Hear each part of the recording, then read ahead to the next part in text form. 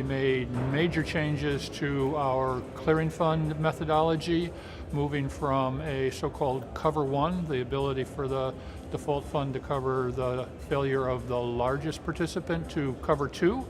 At the same time, because of the change in methodology and much more sophisticated stress testing models, we were able to return $3 billion to our clearing members and make sure that we continue to have the most robust margin models.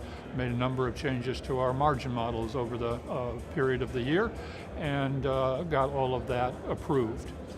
The most important thing that happened at the end of the year and then into January, where there was final approval of the board, was the Renaissance Initiative, a multi-year initiative to completely replace our technology environment.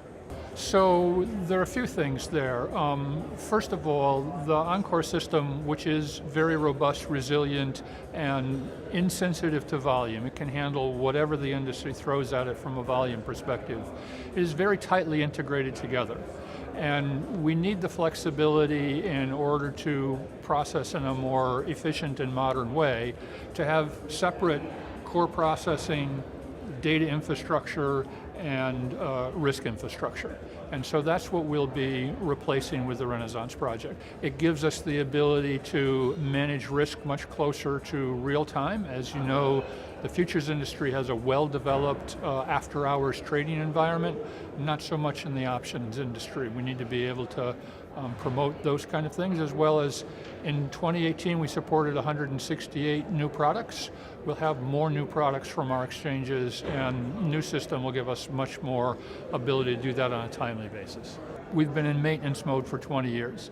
We need to get into development mode. We have a good partner with Cinnober NASDAQ.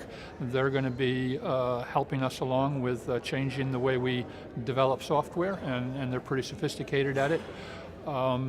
That's the most important initiative that OCC has had in 20 years. That's top of mind. Now, the important thing to keep in mind about the SEC disapproval is all it's talking about is our ability to manage operational risk. It has nothing to do with the default management waterfall with either our margin system, our clearing funds, or our process of admitting new clearing members.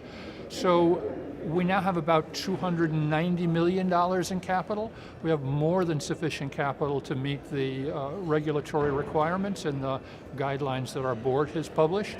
What we do need to put in place is a replenishment plan. In the highly unlikely event that our capital is drawn down by some sort of an operational risk issue, we need a means to promptly replenish it.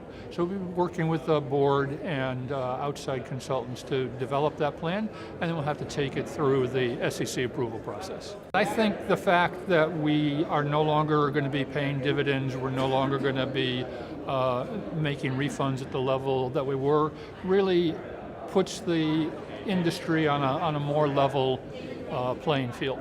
We will need to figure out a way to be able to adjust our fees on a timely basis going forward, but that's something down the road a piece. I think there will be some benefit to actually not having the capital plan going forward. There will be a better alignment of interests.